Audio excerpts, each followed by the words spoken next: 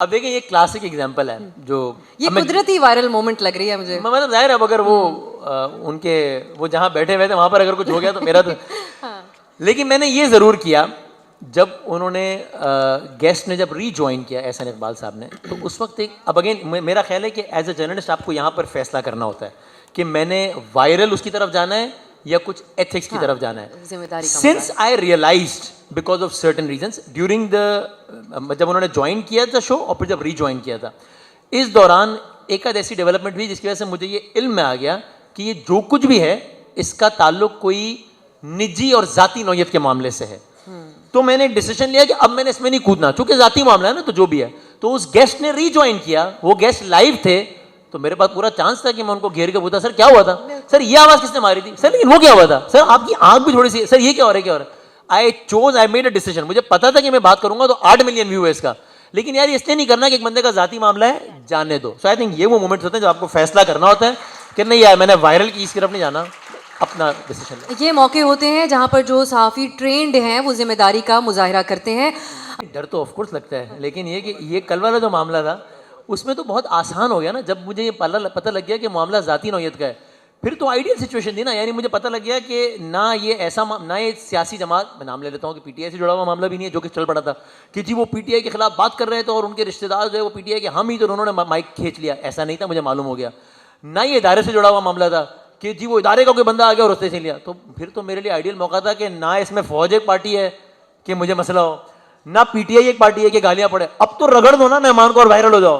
Then also I chose کہ یہ کام نہیں کرنا. So it was the other way around actually کہ when I realized کہ ذاتی معاملہ ہے پھر تو کھل کے کھیلنے کا اور موقع تھا, لیکن میں نے کہا کہ شاید لیکن یہ آپ کا احساس ذمہ داری تھا نا کہ آپ نے اس کو نہیں ایشو بنایا. سیاستدان اور ان کے ذاتی معاملات تو سب سے ایزی ٹارگٹ ہیں پاکستان میں کسی بھی صحافی کے لیے.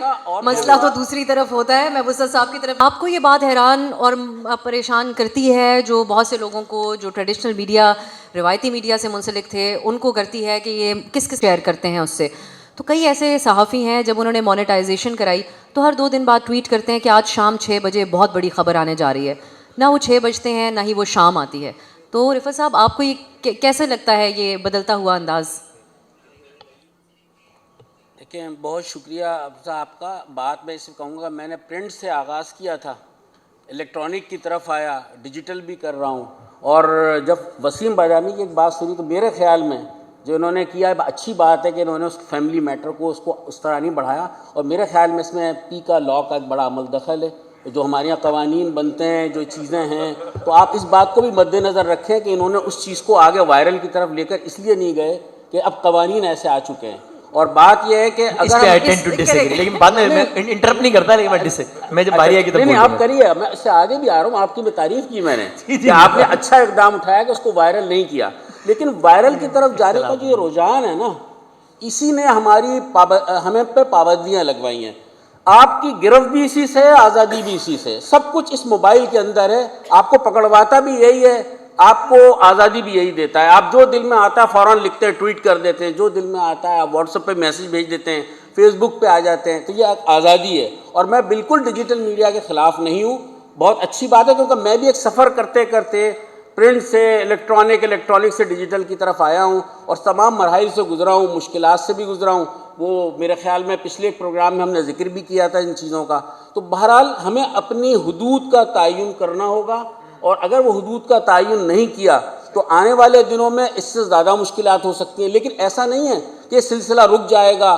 جتنی آپ پابندیاں لگائیں گے اتنی ہی لوگ جو ہیں وہ چیزیں لکھیں گے بھی, بولیں گے بھی, کوئی چیز چھپ نہیں سکتی. اب جیسا کہ انہوں نے احسن اقبال صاحب کا ایک ذکر آیا تو اب دیکھیں نا کتنی جلدی لوگوں کو پتہ چل گیا. لیکن یہ ایک اچھی بات ہے کہ انہوں نے فوراً اس کی وضاحت کی کہ انہوں نے کوئی ایشو نہیں بنایا کہ ریٹنگ کے چکر میں یا وائرل ہونے کے چکر میں. اب وائرل کا ایک بڑا رواج آ گیا ہے. لیکن آپ نے کہا کہ وہ قانون سے پیکا سے ڈر کر بھی انہوں نے ایشو نہیں بنایا. اب یہ دیں گے کچھ ایک سیلف سینسر بھی ہوتا ہے. بہت ساری باتیں میں جانتا ہوں لیکن میں نے اپنے آپ کو ایک سیلف سینسر کیا ہوا, اسی لیے مشکلات میں زیادہ نہیں پھنستا. بہت ساری باتیں میں نجی محفلوں میں بیٹھ کے بہت کھل کے کرتا ہوں, بہت ساری باتیں یہاں بیٹھ کے میں نہیں کروں گا. اور کیونکہ میں نے اپنی لمٹ, اپنی ریڈ لائن خود متعین کی ہوئی ہے, اس لیے مشکلات سے دوچار نہیں ہوتا. ورنہ میں آپ کو ایک بات اور بتا دوں ڈیجیٹل میڈیا کی کہ کچھ چیزیں میں نے لکھنا شروع, کچھ خرابیاں بھی ہیں کچھ اچھائیاں بھی ہیں.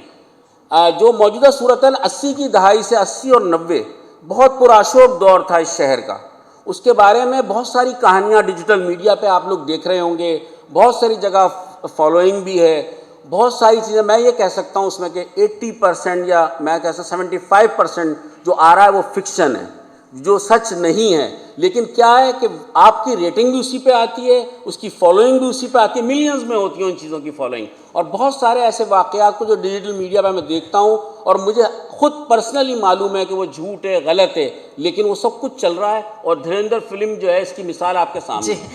وسیم آپ کوئکلی اس کو اگر آپ کو